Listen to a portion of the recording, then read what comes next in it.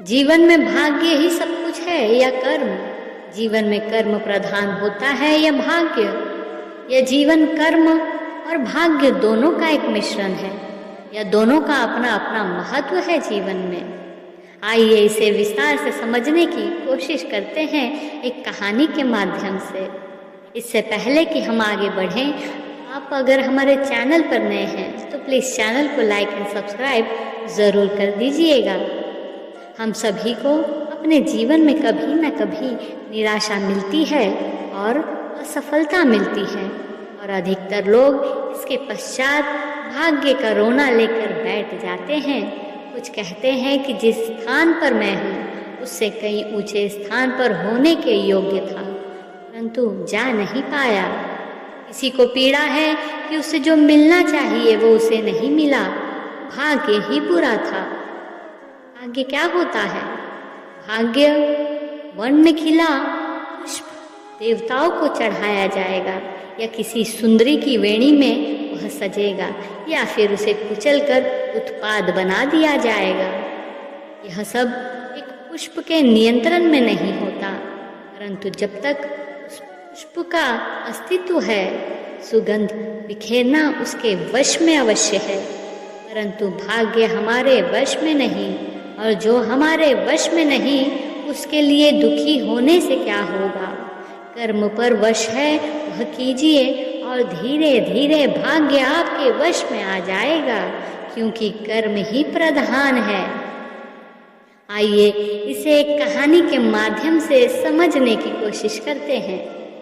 एक व्यक्ति था, उसके 3 मित्र थे। एक व्यक्ति ऐसा जो सदैव साथ देता था, एक पल एक क्षण भी बिछुड़ता नहीं था। दूसरा मित्र ऐसा था जो सुबह शाम मिलता था, और तीसरा मित्र ऐसा था जो बहुत दिनों में 1-2 ही बार मिलता था। एक दिन कुछ ऐसा हुआ कि उस व्यक्ति को अदालत में जाना था किसी कार्यवश, और किसी को गवाह बनाकर साथ ले जाना था। अब वह व्यक्ति अपने सबसे पहले अपने उस मित्र के पास गया जो सदैव उसका साथ देता था, और बोला, मित्र, क्या तुम मेरे साथ अदालत में गवाह बनकर चल सकते हो? वह मित्र बोला, माफ करो दोस्त, मुझे तो आज फुर्सत ही नहीं।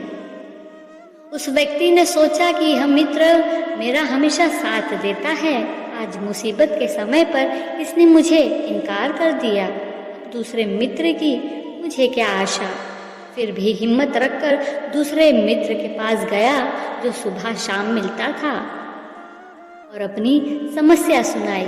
दूसरे मित्र ने कहा कि मेरी एक शर्त है कि मैं सिर्फ अदालत के दरवाजे तक आऊँगा, अंदर तक नहीं। वह बोला, हार के लिए तो मैं ही बहुत हूँ, मुझे तो अंदर के लिए गवाह चाहिए।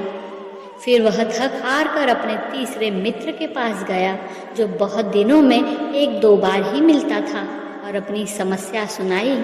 तीसरा मित्र उसकी समस्या सुनकर तुरंत उसके साथ चल दिया। अब आप सोच रहे होंगे कि वो तीसरा मित्र कौन है? चलिए हम आपको बताते हैं इस कथा का सार। जैसे हमने 3 मित्रों की बात सुनी, वैसे हर व्यक्ति के 3 मित्र होते हैं। सबसे पहला मित्र है हमारा अपना शरीर। हम जहाँ भी जाएंगे, शरीर रूपी पहला मित्र हमारे साथ चलता है। एक पल एक क्षण भी हमसे दूर नहीं होता। दूसरा मित्र है शरीर संबंधी, जैसे माता पिता, भाई बहन, मामा चाचा इत्यादि, जिनके साथ रहते हैं, जो सुबह शाम मिलते हैं। और तीसरा मित्र है हमारे कर्म, जो सदा ही साथ जाते हैं। अब आप सोचिए कि आत्मा जब शरीर छोड़कर धर्मराज की अदालत में जाती है, उस समय शरीर रूपी पहला मित्र एक कदम भी आगे चलकर साथ नहीं देता। जैसे कि उस पहले मित्र ने साथ नहीं दिया, दूसरा मित्र संबंधी शमशान घाट तक, यानी अदालत के दरवाजे तक राम नाम सत्य है कहते हुए जाते हैं, तथा वहाँ से फिर वापस लौट जाते हैं। और तीसरा मित्र आपके कर्म है, कर्म जो सदा ही साथ जाते हैं, चाहे अच्छे हो या बुरे। अगर हमारे कर्म सदा हमारे साथ चलते हैं तो हमको अपने कर्म पर ध्यान देना होगा।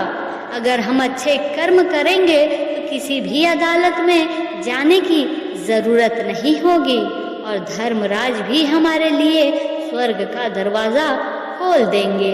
इसलिए हमें भगवान का आश्रय लेकर अपने कर्म करते रहना चाहिए।